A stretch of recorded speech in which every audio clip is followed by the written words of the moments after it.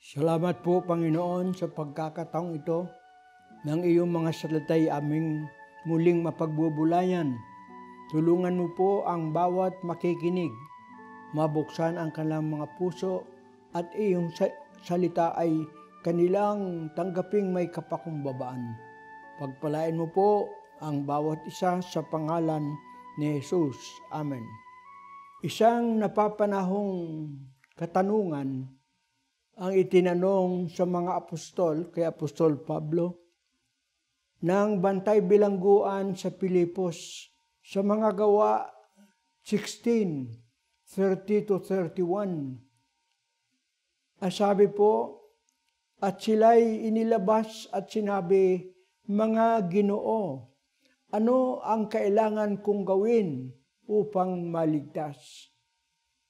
At kanilang sinabi, manampalataya ka sa Panginoong Hesus at maliligtas ka, ikaw at ang iyong sambahayan.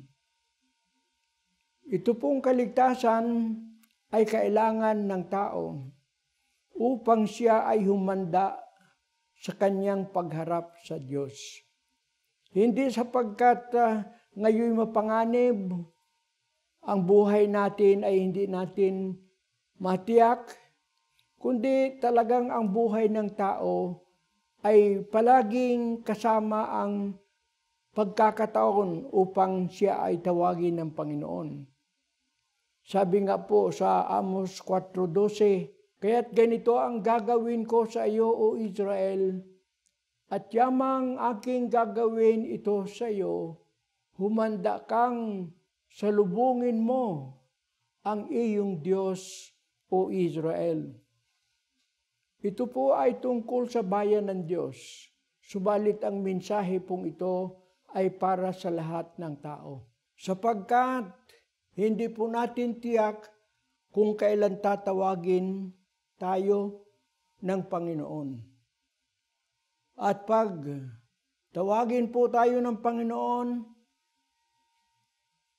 sigurado na tayo po ay haharap sa Diyos.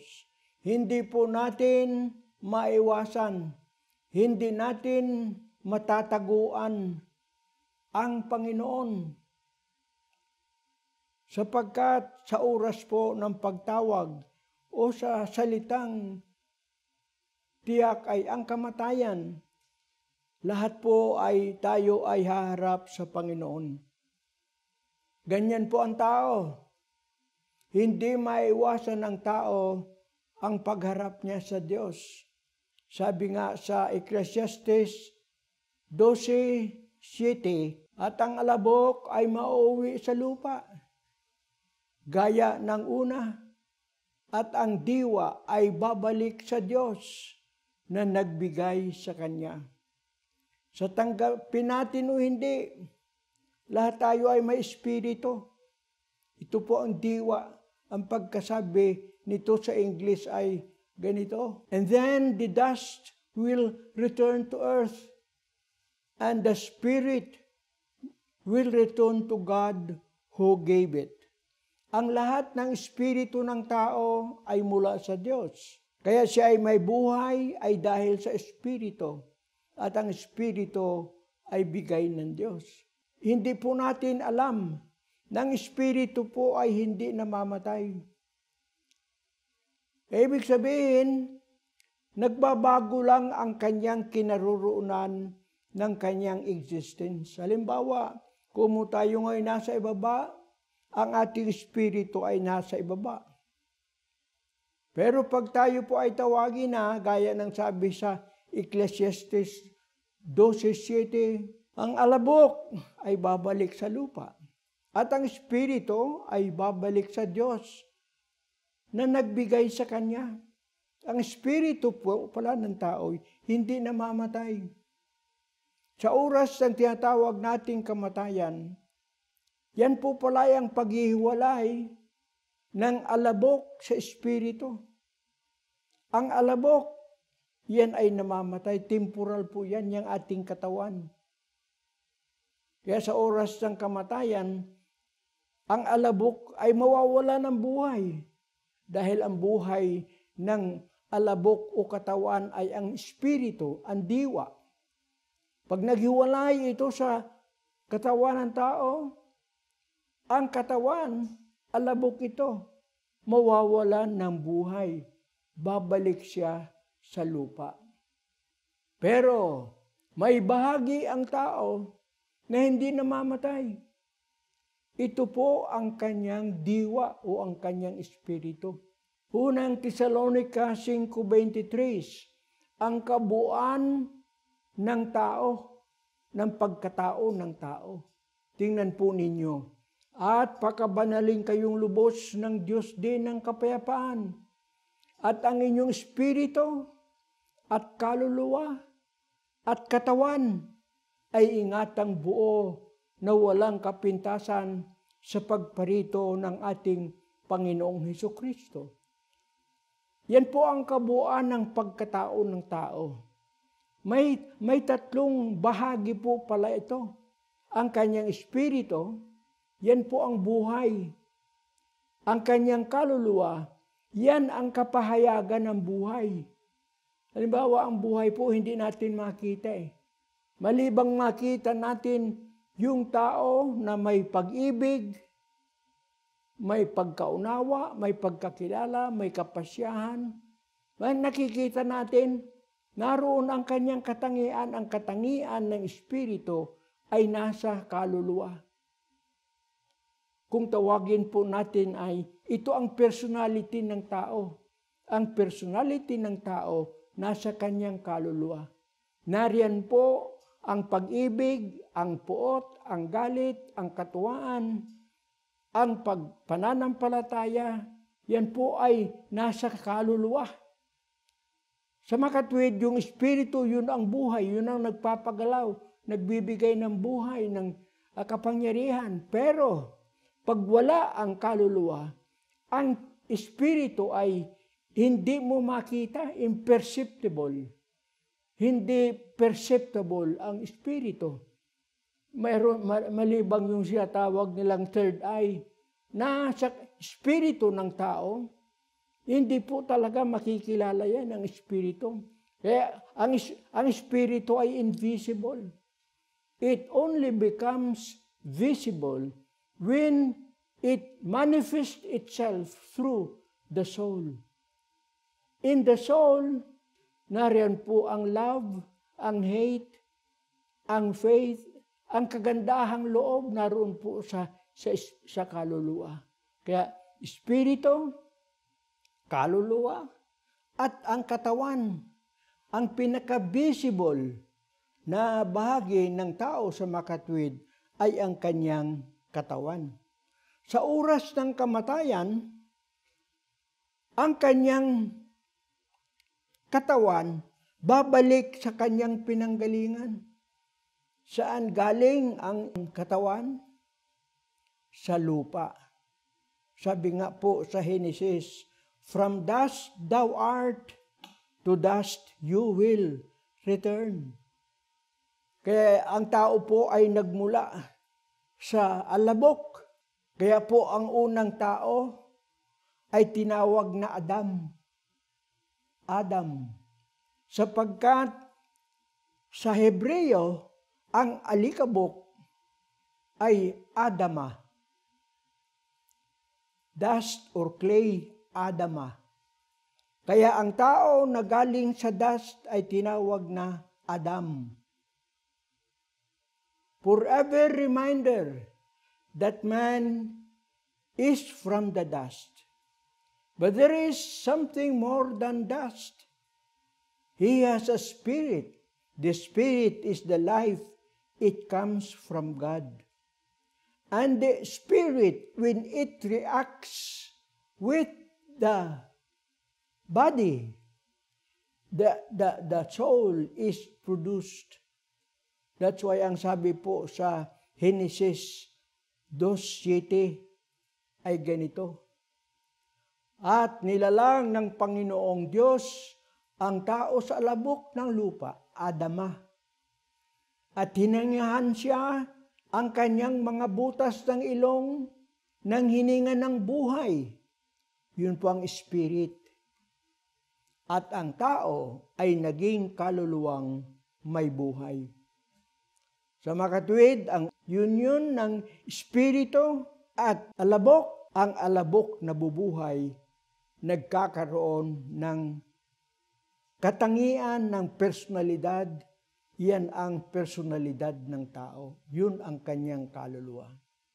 Ngayon sa oras ng kamatayan, ang sabi po sa Ecclesiastes, ang alabok babalik sa lupa. Ang espiritu ay babalik sa Diyos na nagbigay sa kanya. Ang espiritu at kaluluwa, yung dalawa pong yan ay inseparable. Ang espiritu, ang kaluluwa na wala. Basta may kaluluwa, may espiritu at ang espiritu ng tao ay may kaluluwa. Pag wala po yan, walang kakanyahan ang espiritu. Pag wala ang espiritu sa kaluluwa, walang buhay ang kaluluwa. Kaya yung dalawang yan ay inseparable. Bagamat sa Biblia, kung minsan ay sinasalita na magkahiwalay, pero sa existence, yung dalawa, yung ang kaluluwa at espiritu cannot be separated. Pag ang tao ay namatay, ang kanyang katawan, kung alabok, babalik sa alabok. Pero ang espiritu, kasama ng kaluluwa, yung kaluluwa at espiritu kasi, yan ang tao. Kaya, without the body, ang tao pa rin ay tao. Bakit? May kaluluwa. Yun nga lang, yung katawan, yun ang nagiging perceptible. Yun ang nagiging visible. We can touch the person. Without that, imperceptible ang espiritu at kaluluwa. Dahil parehong hindi makita yan eh. The spirit and the kaluluwa and the soul could be perceived, but it cannot be seen. It cannot be touched. Kaya sa kamatayan, yung touch, yung temporal, yung visible, yung physical, nahiwalay sa spiritual. Ang spiritual ay ang espiritu at kaluluwa.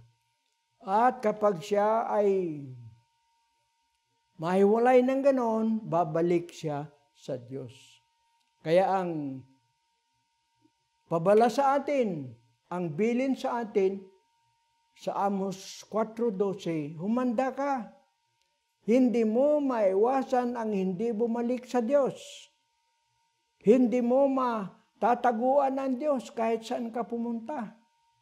Kaya tiyak na ikaw ay haharap sa Diyos.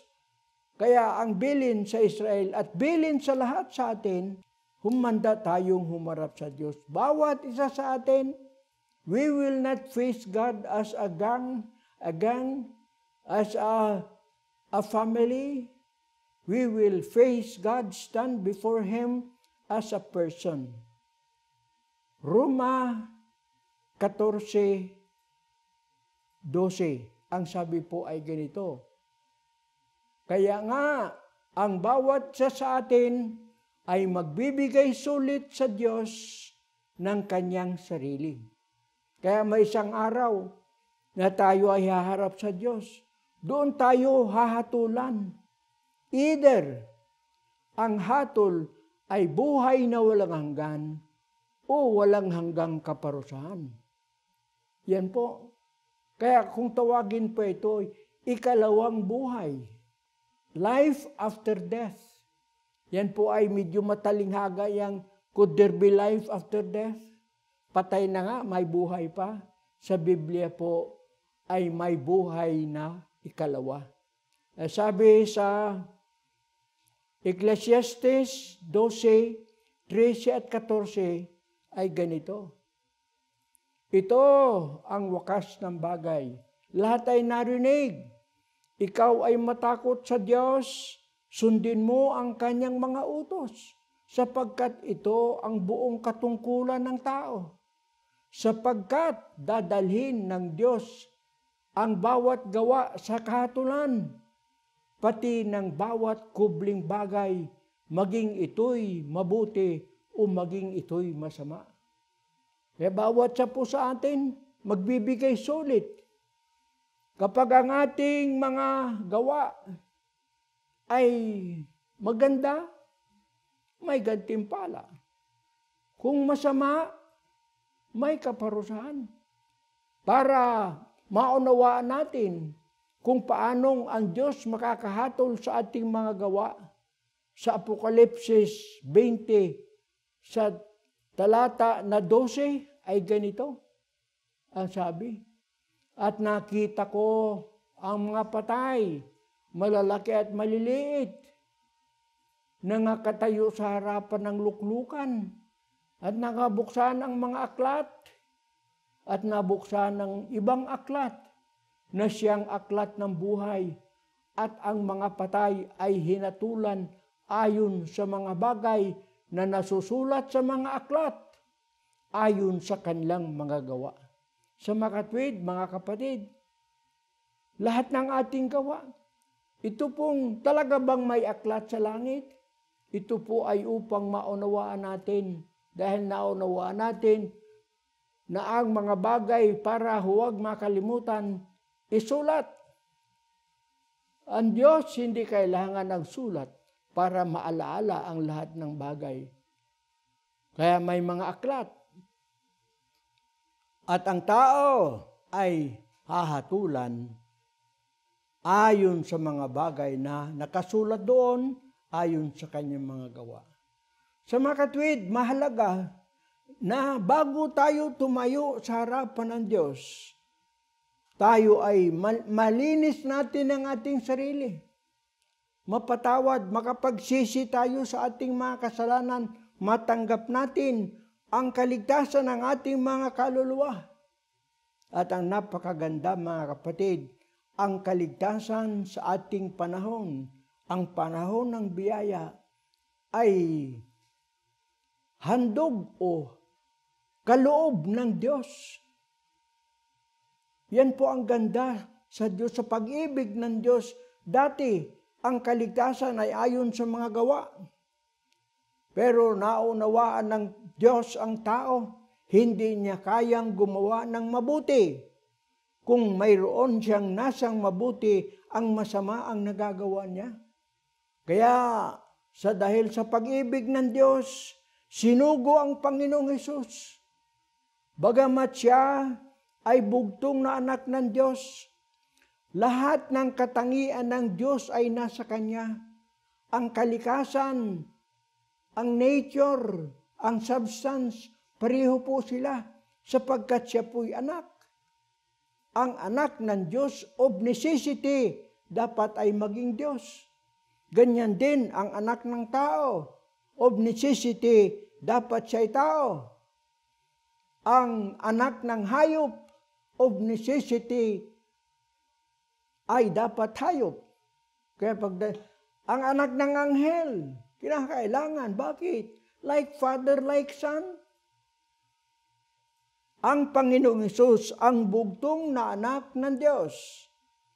Alam ng lahat ang John 3:16, at kung hindi pa ninyo alam, inyo pong buksan ang inyong mga Bible, isaulo po ninyo ang John 3:16. Kung tawagin po ito ang puso ng Ebanghelyo, the heart of the gospel. Ito po ang mensahe ng Diyos.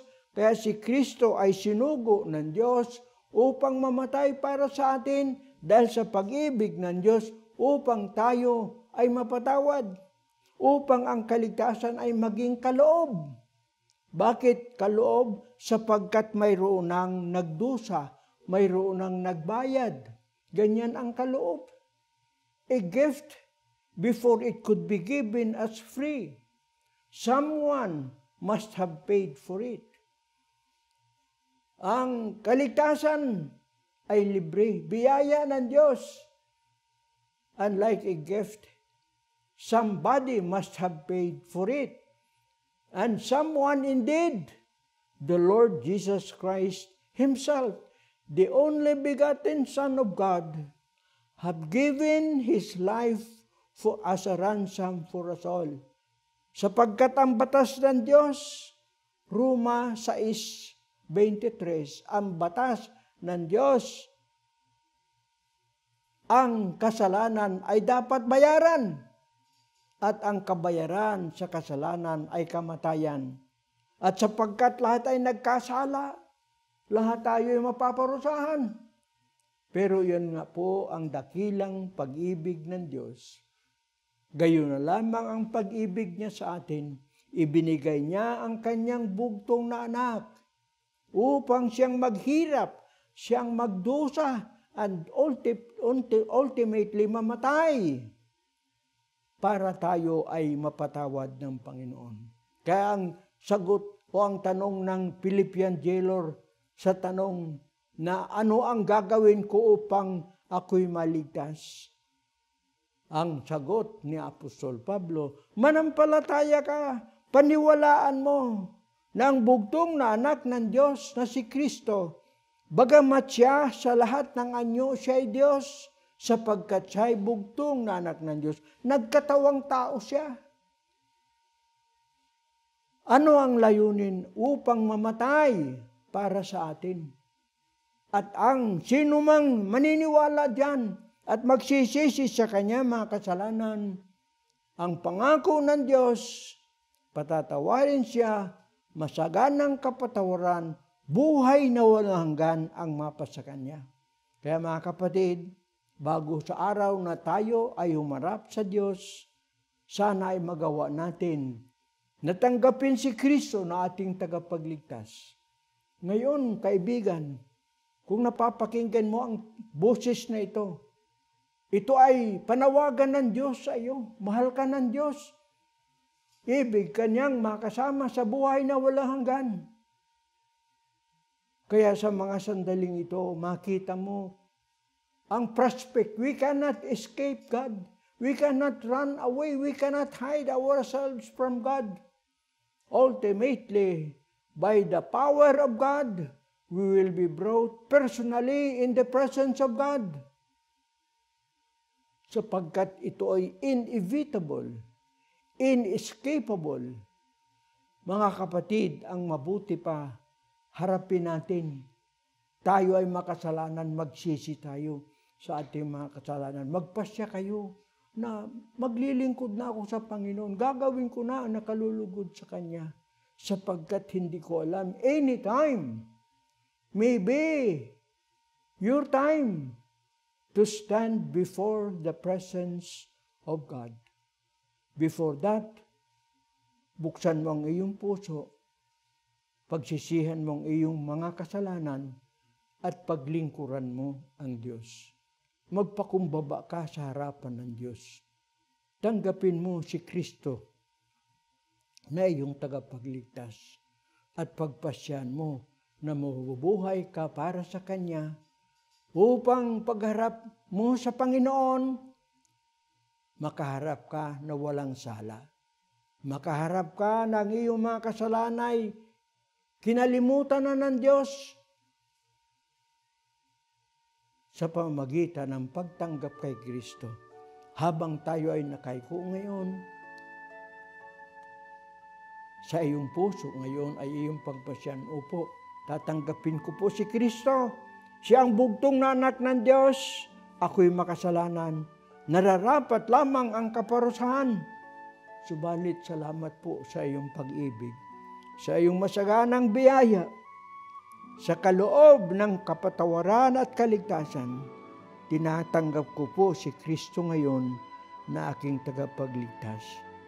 Sa iyong kinaroroonan, aking hilingin na ikaw ay manahimik, na ikaw ngayon ay manalangin.